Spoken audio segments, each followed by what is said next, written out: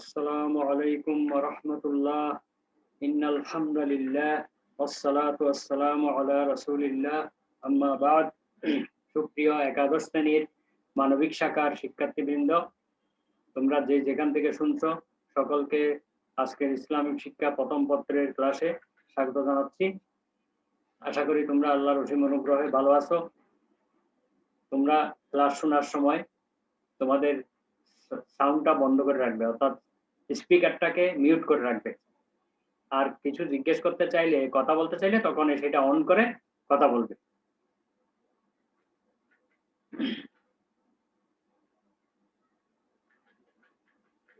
আজকে ইসলাম শিক্ষা প্রথম পত্রের প্রথম অধ্যায় ইসলামী শিক্ষা ও সংস্কৃতি, এখান থেকে আলোচনা হবে। তো আজকের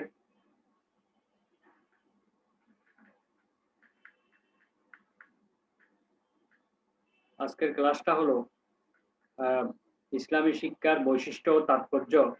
এটা অনেকগুলো পয়েন্ট আছে। আমরা গত তৃতীয় ক্লাসে 7টা পয়েন্ট বলেছিলাম, সেখান থেকে আজকের এটা আলোচনা হবে। আমার এটা স্লাইড গুলো ভুল এসে গেছে, তাই স্লাইড গুলো একটু চেঞ্জ করতে হবে।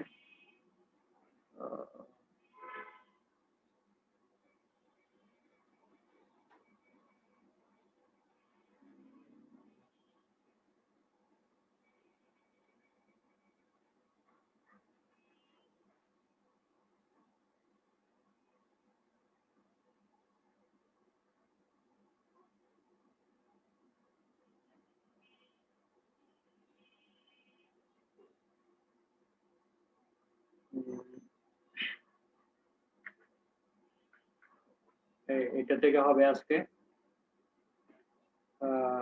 ইসলামী শিক্ষা ও সংস্কৃতির ইসলামী শিক্ষার বৈশিষ্ট্য ও তাৎপর্য। এইটার আমরা কয়েকটি পয়েন্ট আলোচনা করেছিলাম।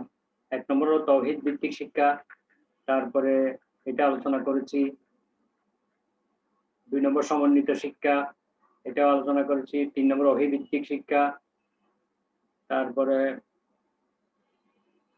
4 নম্বর কোরআন সুন্নাহ ভিত্তিক শিক্ষা, 5 নম্বর হলো ইবাদতমূলক শিক্ষা,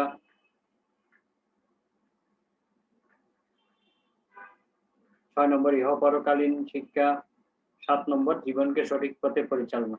এতটুকু আমরা আলোচনা করেছিলাম। সেটা হলো তৃতীয় ক্লাসে, থার্ড ক্লাসে। তোমরা সেটা ওই আমার ইউটিউব চ্যানেলে একাদশ শ্রেণীর ক্লাসগুলোতে 3 নম্বর ক্লাসটাতে পাবা, অনলাইন ক্লাস 3 এটাতে পাবা। তা অনলাইন ক্লাস 4 নম্বরটা আবার নৈতিক শিক্ষার উপরে নিয়েছিলাম, অর্থাৎ এর পরবর্তী অংশটা নেওয়া হয়নি। তা আজকে পঞ্চম ক্লাস, এই পঞ্চম ক্লাসে তৃতীয় ক্লাসের বাকি অংশটুকু হবে। বিসমিল্লাহির রহমানির রহিম। 8 নম্বর পয়েন্ট হলো ইসলামী শিক্ষার বৈশিষ্ট্য ও তাৎপর্য। 8 নম্বর হলো আদর্শিক এবং নৈতিক ভাবধারায় পুষ্ট। অর্থাৎ ইসলামী শিক্ষা একটি মহান আদর্শকে অনুসরণ করে। সে আদর্শ হলো ইসলামী বিশ্বাস ও মূল্যবোধের আদর্শ, অর্থাৎ আল্লাহ এবং তার রাসূলের বিধান। এই বিধানের আলোকে সকল কাজ আল্লাহর কাছে জবাবদিহির চেতনা জাগ্রত করে এই শিক্ষা। অর্থাৎ আমরা যে কোনো কাজ করি না কেন, সেই কাজে আল্লাহর কাছে জবাবদিহি করতে হবে, এই চেতনাকে আমাদের মনের মধ্যে জাগ্রত করে। কাজে এই শিক্ষা মানুষকে আদর্শিক ও নৈতিক চেতনায় উদ্বুদ্ধ করে এবং জাগ্রত করে। অর্থাৎ এই শিক্ষা যে আদর্শকে অনুসরণ করে সেটা হলো আল্লাহর আদর্শ এবং রাসূলের আদর্শ, এবং ইসলামের নৈতিকতার আদর্শকে এটাকে লালন করে। যেমন 9 নম্বর হলো পরিচ্ছন্ন ও বিশুদ্ধকারী। অর্থাৎ ইসলামী শিক্ষা মানুষকে সকল প্রকার অন্যায়, অসত্য, কলুষতা থেকে বিশুদ্ধ করে, পরিচ্ছন্ন করে ফেলে, পূত পবিত্র করে।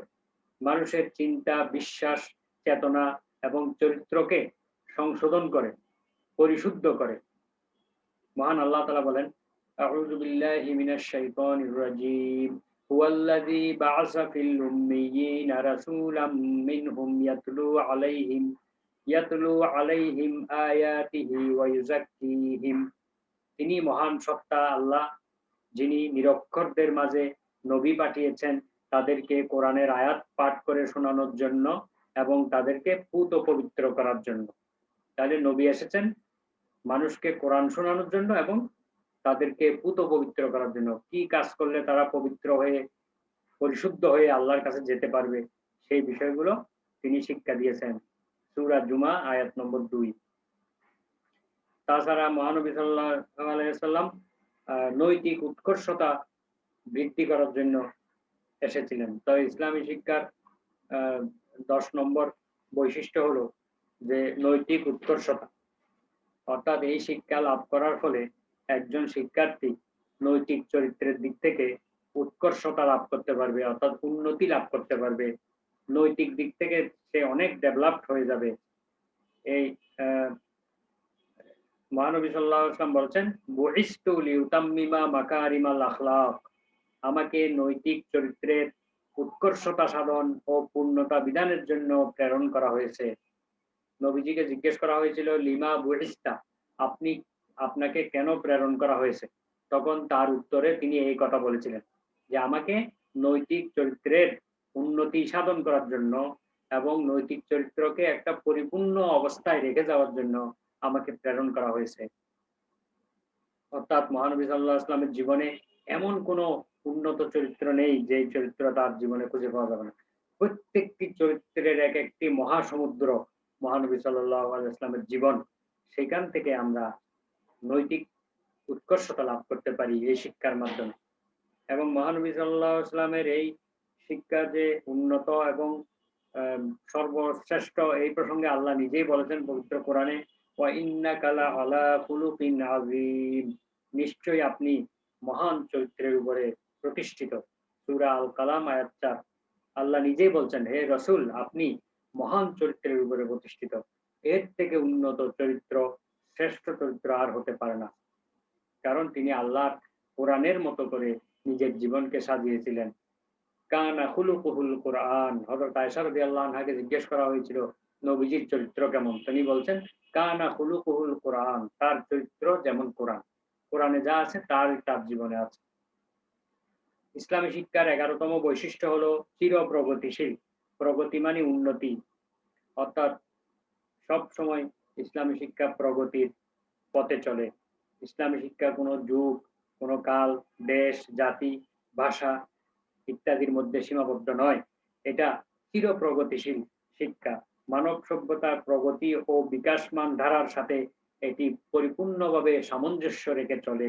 এই শিক্ষা সর্বকালের সব রকমের প্রয়োজন মেটাতে পারে, সব রকমের সমস্যার সমাধান করতে পারে, এমন একটি শিক্ষা ব্যবস্থা। যেহেতু এই শিক্ষার মূল হচ্ছে কোরআন এবং হাদিস, সুতরাং এখানে সব সমস্যার সমাধান রয়েছে।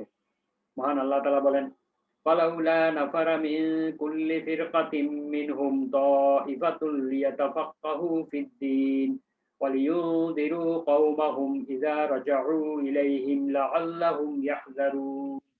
তোমাদের সমাজ থেকে এক একটি দল কেন বেরিয়ে আসে না, এই উদ্দেশ্যে যে তারা দ্বীন সম্বন্ধে জ্ঞান অর্জন করবে এবং ফিরে গিয়ে নিজেদের লোকদেরকে সেই জ্ঞান দ্বারা সতর্ক করে তুলবে। আল্লাহ তাআলা প্রত্যেক এলাকার এক একটি দলের উপরে দ্বীনের জ্ঞান অর্জন করা ফরজ করে দিয়েছেন। তারা যে কোনো স্থানে গিয়ে দ্বীনের জ্ঞান অর্জন করবে এবং ফিরে গিয়ে তারা তাদের জাতির লোকদেরকে এই শিক্ষাগুলো প্রদান করবে, তাদেরকে সতর্ক করে তুলবে, আল্লাহর বিধানের ব্যাপারে তাদেরকে সতর্ক করে তুলবে। সূরা তাওবার 122 নম্বর আয়াতে এটা বলা হয়েছে। তারপরে মহানবী সাল্লাল্লাহু আলাইহি ওয়াসাল্লাম বলেছেন, আল হিকমাতু দাল্লাতুল হাকিমে ফাহাইসু ওয়াজাদাহা ফাহুয়া আহাক্কু বিহা। জ্ঞানের কথা বা তত্ত্ব যে যেন জ্ঞানীর হারানো সম্পদ। সে যেখানেই তা পায় সেখান থেকেই অগ্রাধিকার ভিত্তিতে তা কুড়িয়ে নেয়। অর্থাৎ যে কোনো জ্ঞানের কথা, ভালো কথা, এটি জ্ঞানীর হারানো সম্পদের মতো। সে যেখান থেকে পাবে সেখান থেকে তা কুড়িয়ে নিবে। আমরা যেমন যখন কোনো জিনিস হারিয়ে ফেলি তখন যেখানেই পাওয়া যায় সেখানে আমরা এটা নিয়ে যাই যে এটা আমার জিনিস পাওয়া গেছে। জ্ঞানীরাও জ্ঞানের কথাগুলোকে তাদের হারানো সম্পদের মতো মনে করে। সেই যেখানেই পাবে সেখান থেকে এটা ছোঁ মেরে নিয়ে যাবে। তো 12 নম্বর,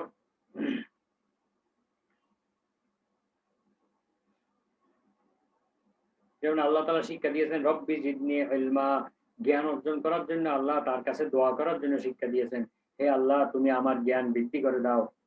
হ্যাঁ, তারপরে রব্বি ইশরাহ লি সাদরি ওয়া ইয়াসসির লি আমরি ওয়াহলুল উকদাতাম মিন লিসানি ইয়াফকাহু কওলি, এভাবে আছে আল্লাহুম্মা ইন্নী আসআলুকা ইলমান নাফিআন, হে আল্লাহ আমি তোমার কাছে উপকারী জ্ঞান কামনা করি। এভাবে অনেক দোয়া হাদিসের মধ্যে রয়েছে, এটা কোরআনের মধ্যে রয়েছে এই দোয়াটি রব্বি জিদনি ইলমা। আমরা লেখাপড়ার শুরুতে এই দোয়াটি পড়ে নিলে, পরীক্ষা দেওয়ার সময়, লেখাপড়ার শুরুতে, পড়তে বসার সময় বিশ্বাসের সঙ্গে এই দোয়াটি যদি পড়ে নেই, তাহলে আল্লাহ আমাদেরকে জ্ঞান বৃদ্ধি করে দেবেন, শিক্ষাকে সহজ করে দেবেন। রব্বি জিদনি ইলমা, অর্থাৎ হে আমার রব, আমাকে তুমি জ্ঞান বৃদ্ধি করে দাও।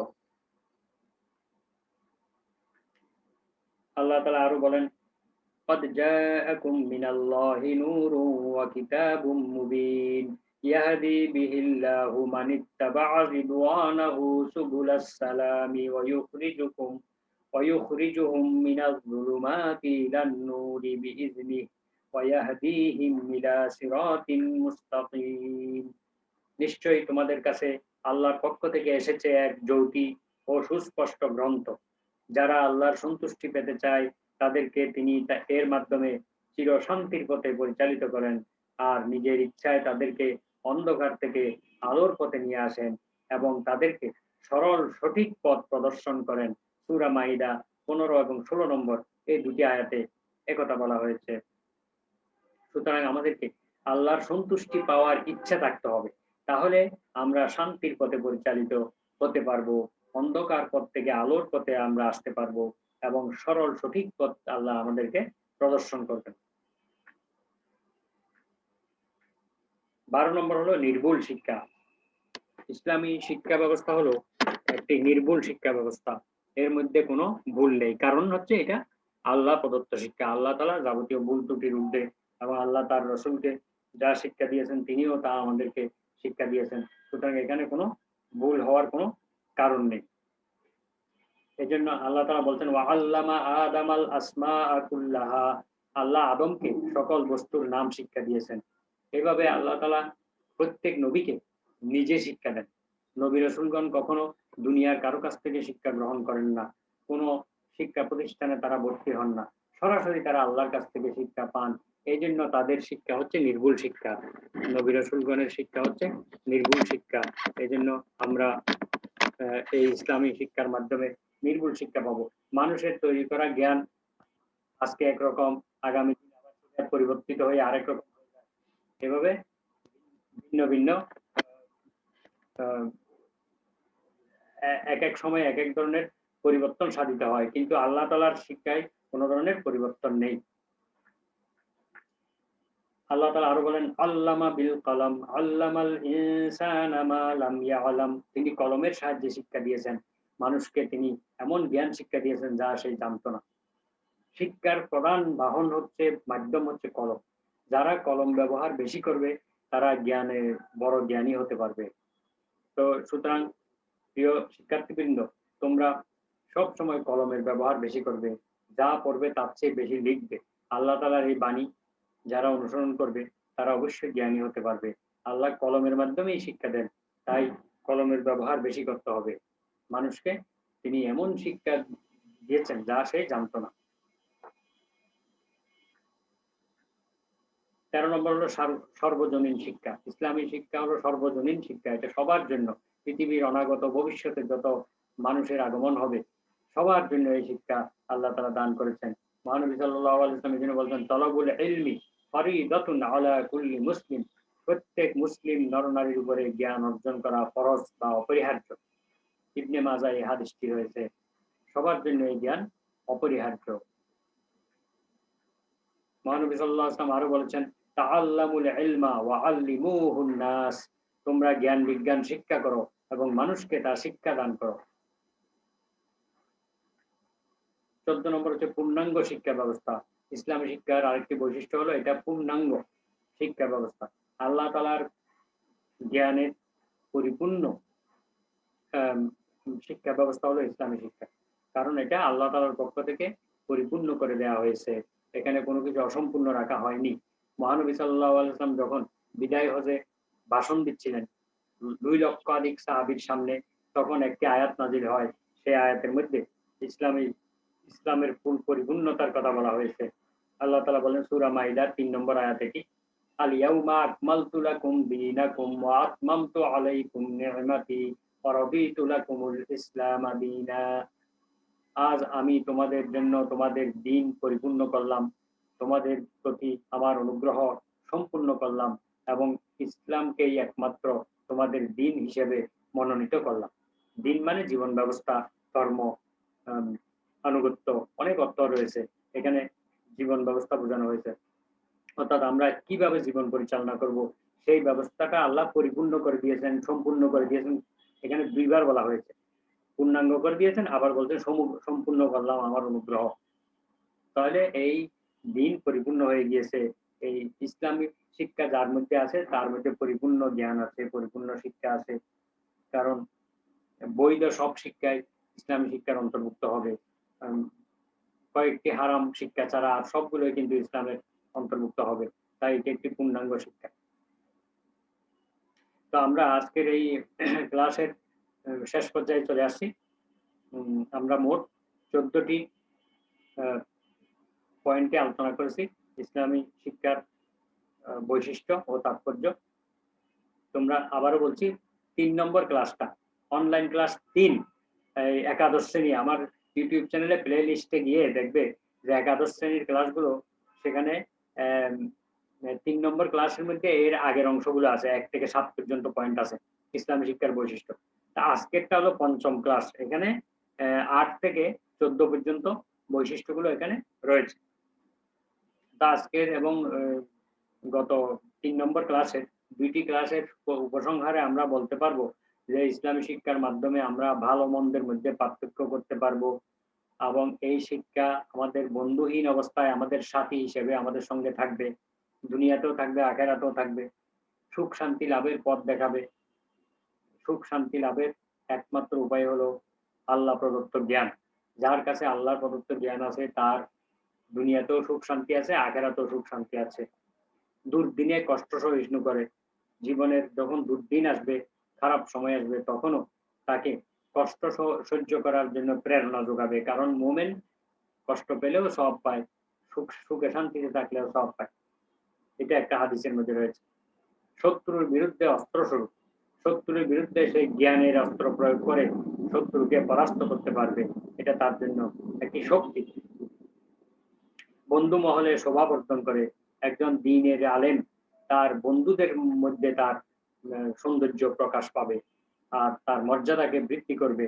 অন্যরা তার পদাঙ্ক অনুসরণ করবে। লোকেরা তার, সে যদি জ্ঞানী হয়, ভালো আলেম হয়, তাহলে প্রত্যেকে তার কাছ থেকে জ্ঞান নিয়ে যাবে, তার মতো করে চলার চেষ্টা করবে, তার পদাঙ্ক অনুসরণ করবে আর তার মতামতকে সকলে শ্রদ্ধা করবে, গুরুত্ব দিবে, মেনে চলবে। সুতরাং আমাদের সকলকে প্রয়োজনীয় ইসলামী জ্ঞান অর্জন করতে হবে। যতটুকু না হইলেই না হয়, এতটুকু আমাদেরকে অর্জন করতে হবে এবং এইটুকু অর্জন করা ফরজ। সুতরাং আমরা প্রতিদিন কিছু না কিছু দ্বীনের জ্ঞান অর্জন করব। কমপক্ষে 5 মিনিট 10 মিনিট আমরা এই দ্বীন সম্পর্কে জানবো। বিভিন্ন বই পুস্তক পড়ে, অনলাইনের মাধ্যমে, পাঠ্য বইয়ের মাধ্যমে, কারো লেকচার শোনার মাধ্যমে আমরা যদি এই জ্ঞান চালিয়ে যাই, তাহলে শয়তান আমাদেরকে পথভ্রষ্ট করতে পারবে না। আমরা সঠিক পথে থাকতে পারবো ইনশাআল্লাহ। আর মনে মনে নিয়ত থাকতে হবে যে আমি যা শুনবো তা পালন করব, মেনে চলবো। তো আমরা আজকের ক্লাস এখানেই সমাপ্ত করছি। সকলকে ধন্যবাদ। সবার সুস্বাস্থ্য এবং দীর্ঘায়ু কল্যাণ কামনা করে শেষ করলাম। সুবহানাকা আল্লাহুম্মা ওয়া বিহামদিকা আশহাদু আল্লা ইলাহা ইল্লা আনতা আস্তাগফিরুকা ওয়া আতুবু ইলাইক। আসসালামু আলাইকুম ওয়া রাহমাতুল্লাহি ওয়া বারাকাতুহু।